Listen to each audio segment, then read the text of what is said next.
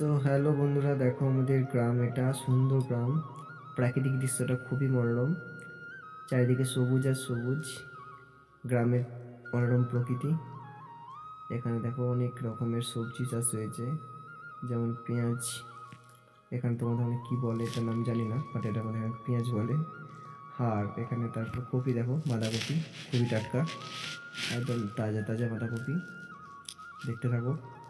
আর এটা বিনস, যেগুলো আমরা সবজি তরকারি দিয়ে থাকি, যেমন রাইসে, টাটকা বিনস। সো দেখতে থাকো, আর প্লিজ চ্যানেলটাকে সাবস্ক্রাইব করে রাখো যাতে এরকম সুন্দর সুন্দর ভিডিও দেখতে পারো। আর এখানে দেখো ফুলকপি।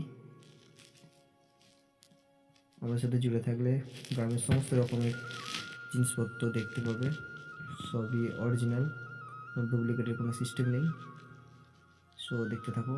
ওই সামনে আলু লাগানো হয়েছে, এগুলো আলু গাছ সব। আর এখানে দেখো মটরশুঁটি, টাটকা মটরশুঁটি, একদম ফ্রেশ মটরশুঁটি, না কোনো ভেজাল, বীজ নেই, জাস্ট দেখো।